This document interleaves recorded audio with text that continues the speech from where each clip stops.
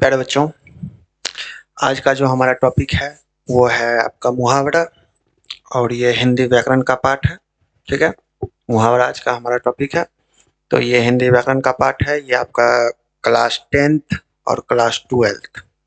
ठीक है, ये दोनों के लिए है, क्या कि हिंदी जो होता है कॉमन ही होता है, लगभग थोड़ा बहुत का अंतर होता है व्याकरण में, थोड़ा बहुत का अंतर होता है। तो अब देखते हैं मुहावरा का कुछ ऑब्जेक्टिव हम लोग देख लेते हैं, जो एग्जाम के पॉइंट ऑफ व्यू से बहुत ही कारगर साबित आप लोग के लिए होगा और एग्जाम में पूछा जा सकता है, पूछा जाने का संभावना है। तो आइए देखते हैं क्वेश्चन को।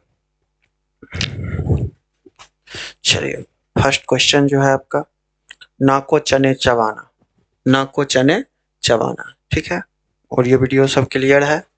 देखिए, नाको चने चबाना या तो नाको चने चबाना का मतलब होता है बहुत तंग करना, बहुत तंग करना। नाको चने चबाना का मतलब होता है बहुत तंग करना। ठीक है, मुहावरा है, मुहावरे का अर्थ होता है, ठीक है, बहुत तंग करना। आप लोग याद रखिएगा। दिमाग चाटना, दिमाग चाटना मुहावरे का जो अर्थ होता है, व्यर्थ में बके जाता है कोई, अगर मान लीजिए व्यर्थ में बकर बकर कर रहा है, ठीक है, तो उसको हम लोग कहते हैं ना, क्या है दिमाग चाट रहा है बे, क्यों दिमाग चाट रहा है ना। तो वही है, व्यर्थ अगर कोई बके जा रहा है तो उसको कहते हैं दिमाग चाटना, मतलब व्यर्थ बके जाना, कोई बकर बकर कुछ बिना मतलब को बोल रहा है जो मन में आ रहा है, ठीक है, तो उसको हम कहते हैं दिमाग चाटना, दिमाग चाट रहा है। ठीक है, हाथ का मैल होना, ठीक ना, ये राजू पहले बोलने का तेरे बाबा, अभी फर्स्ट क्लास पूरा मैल निकाल के आया है, क्या याद है कुछ, है ना बाबूराव। तो यहाँ पे जो है हाथ का मैल होना, हाथ का मैल होना का मतलब होता है तुच्छ वस्तु। ठीक है, यहाँ पे देखिए बताया गया है तुच्छ वस्तु होना, है ना, कहता है ना पैसा हाथ का मैल होता है, मतलब पैसा तुच्छ वस्तु है, लेकिन ऐसा है नहीं कि पैसा तुच्छ वस्तु है ना, ध्यान रखिएगा आप लोग। हाथ का मैल होना मतलब तुच्छ वस्तु। आंखों का तारा, आंखों का तारा जो होता है, आंखों का तारा मुहावरे का जो अर्थ होता है, ठीक है, वो होता है बहुत प्यारा, बहुत प्यारा। आंखों का तारा का मतलब होता है बहुत प्यारा, अत्यंत जो प्यारा होता है उसको हम कहते हैं आंखों का तारा है ये मेरा, ठीक है ना। आगे बढ़ते हैं। 9-2-11 होना, 9-2-11 होने का मतलब होता है भाग जाना। क्या होता है, भाग जाना। 9-2-11 होने का मतलब क्या होता है, भाग जाना। ठीक है, आप लोग ध्यान रखिएगा। आगे देखते हैं। बातों की जलेबी छन्ना, बातों की जलेबी छन्ने का मतलब होता है आपका गपशप में आनंद लेना। ठीक है, बातों की जलेबी छन्ना का मतलब होता है, याद रखिएगा इस बात को, गपशप में आनंद लेना। ठीक है, दो महिला को देखते होंगे जब बात करती है, तब देखते होंगे जो पता नहीं क्या क्या कहानी करते रहेगी बिना मतलब को, फालतू फालतू, है ना, एकदम गपशप में आनंद में रहती है। दो महिला शांति से बैठे हुए आपको नहीं दिख सकती है ना, तो आप लोग ध्यान रखिएगा।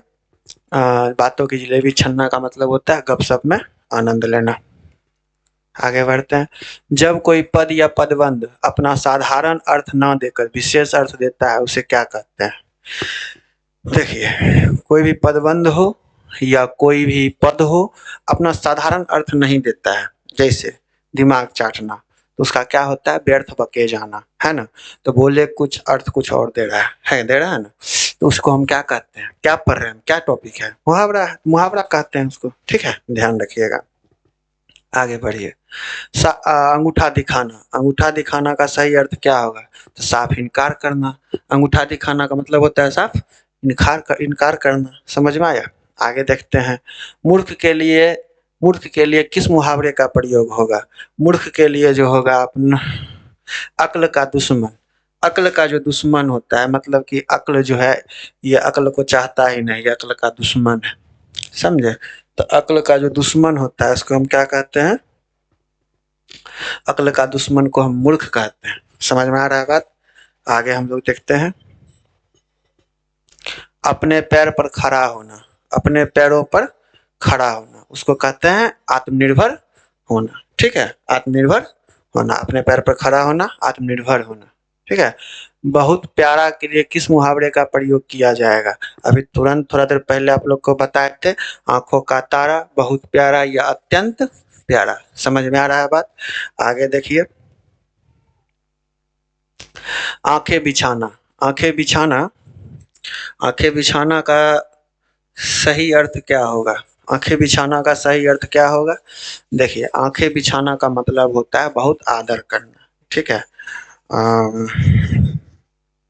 बहुत आदर करना जो होता है उसको कहते हैं आंखें बिछाना, ठीक है। तो यहाँ पे याद रखिएगा, आंखें बिछाना हो जाएगा इसका आंसर। आंखें बिछाना, बहुत आदर करना, ठीक है। आगे बढ़ते हैं। आगे है असंभव काम करना। किस के लिए किस मुहावरे का प्रयोग होगा? असंभव कार्य करना मतलब आकाश के तारे तोड़ना। आकाश के तारे तोड़ना मतलब ये तो असंभव है, ठीक है ना। तो आकाश के तारे तोड़ने का अर्थ होगा असंभव कार्य करना, या जो अर्थ यहाँ पे अर्थ हमको दिया है उसके लिए मुहावरा पूछ रहा था। असंभव कार्य करने का मुहावरा क्या हो जाएगा? आकाश के तारे तोड़ना, ठीक है। आगे हम लोग देखते हैं, आग बबूला होना, ठीक है। आग बबूला होना मतलब गुस्से से भर जाना, ठीक है। इसका जो अर्थ होगा गुस्से से भर जाना, ये बी नंबर ऑप्शन होगा, गुस्से से भर जाना, ठीक है। आगे हम लोग देखते हैं, बहुत परिश्रम करना के लिए किस मुहावरे का प्रयोग होगा? बहुत परिश्रम करना मतलब आकाश पाताल एक करना, ठीक है। आगे हम लोग देखते हैं, आगे पीछे फिरना का सही अर्थ क्या होगा? आगे पीछे, किसी के आगे पीछे फिरना मतलब घूमते रहना, उसके पीछे लगे हुए रहना, ठीक है। उसको कहते हैं हम चापलूस व्यक्ति या चापलूसी करना, ठीक है। उसको क्या कहते हैं हम? चापलूसी करना, ठीक है ना। आगे हम लोग देखते हैं, धोखा देने वाला साथी। धोखा देने वाला साथी के लिए कौन सा मुहावरा का प्रयोग होगा? धोखा देने वाला साथी, तो ये जो होता है आपका आस्तीन का सांप। आस्तीन का सांप जो होता है उसको हम कहते हैं धोखा देने वाला साथी, ठीक है। आस्तीन का सांप का मतलब होता है कि अपने ही घर में पला हुआ सांप, ठीक है। उसको कहते हैं आस्तीन का सांप, तो धोखा देने वाला साथी, ठीक है। यहाँ देखिए, कफन सिर पर बांधना। कफन सिर पर बांधना का मतलब होता है मरने के लिए तैयार होना। अगर आप मरने के लिए तैयार हैं, नहीं कहता है मैंने आप कफन सिर पर बांध लिया है, ठाकुर मैं आ रहा हूँ, मैं मरने के लिए तैयार हूँ ठाकुर, ठीक है। तो ये का हो गया कफन सिर पर बांधना मतलब मरने के लिए तैयार होना। आगे हम लोग देखते हैं, कलई खुलना। कलई खुलना का मतलब होता है भेद खुलना, ठीक है। कलई खुलना का मतलब होता है भेद खुलना, ठीक है ना। इसे कहता है तुम्हारा सारा भेद खुल गया, नहीं कहता है। तो वही होता है कलई खुलना मतलब भेद खुलना, ठीक है। जब भेद खुल जाता है घर में, गलती से भी अगर घर में मम्मी पापा या कोई भी फोन करके अगर बोले कि घर आओ जल्दी कुछ बात करना है, दुनिया में जितना भी कांड किए हैं सब याद आने लगता है कि भेद मेरा खुल गया। तो उसी को कहते हैं कलई खुलना, ठीक है। आगे हम लोग देखते हैं, कान का कच्चा होना। कान का कच्चा होने का मतलब होता है, बहुत सारा इंसान को आप देखते होंगे कि मतलब कोई किसी के बारे में उसको बोल दिया कुछ भी, वो बिना सोचे समझे, अपना दिमाग नहीं लगाएगा, वो जो बोल दिया उस पर सोचे बिना सोचे समझे भरोसा कर लेगा, ठीक है। अभी दिन है, बोलेगा कि रात है, सोचेगा ही नहीं, भरोसा हाँ हाँ रातें है, ठीक है, भरोसा कर लेता है। तो ऐसा जो व्यक्ति होता है वो हरामी होता है। लेकिन ये बात आप समझिए, कान का कच्चा होना का सही अर्थ जो होता है उस वो होता है बिना सोचे समझे किसी बात को पर विश्वास करना, ठीक है। कान का कच्चा होना मतलब कि बिना सोचे समझे किसी बात पे भरोसा करना। देखिए, कोई भी कुछ भी बोले, ठीक है, तो बिना सोचे समझे भरोसा नहीं करना चाहिए। आपको क्वेश्चन मार्क जरूर लगाना चाहिए, क्यों? इस वर्ड में बहुत पावर होता है, ठीक है। जीवन में ये क्यों शब्द का प्रयोग जो अच्छे से करना जान गया उसको कभी जीवन में प्रॉब्लम नहीं होगा, वो कभी कान का कच्चा नहीं रहेगा, है ना। क्यों शब्द का प्रयोग करना आप जानिए, और कुछ भी आपसे पूछे आप क्यों जरूर लगाइए, ऐसा क्यों क्यों हुआ, ठीक है। इसका मतलब है अगर आप क्यों लगाते हैं तो इसका मतलब ये होता है कि आप जिज्ञासु हैं, ठीक है ना, जानने की इच्छा रखते हैं। ठीक है, चलिए आगे बढ़ते हैं। और बिना सोचे समझे किसी बात पर भरोसा नहीं करना चाहिए, किसी के बारे में भी, किसी के बारे में कोई कुछ बोल दे, अगर आप बिना सोचे समझे भरोसा कर लेते हैं, बिना जांच पड़ताल के भरोसा कर लेते हैं, तो आप आगे जाकर कमजोर हो जाइएगा।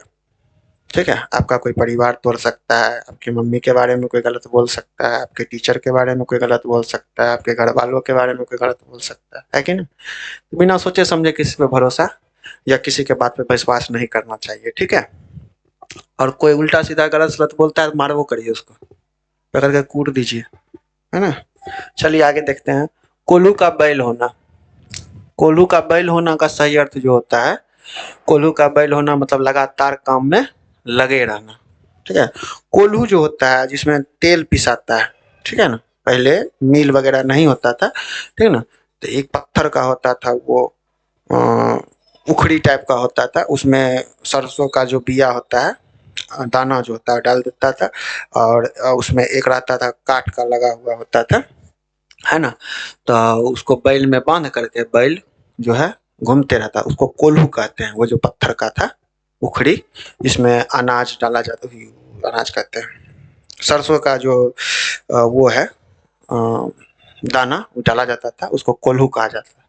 तो उसी में जो है बैल को बांध करके बैल जो है घूमते रहता था, घूमते रहता, दिन भर वो तेल जो है निकलते रहता था उससे, है। तो आगे देखते हैं, लगातार काम में लगे रहना, कोल्हू का बैल होना मतलब लगातार काम में लगे रहना। आगे हम लोग देखते हैं, खून खौलना। खून खौलना का सही अर्थ क्या होता है?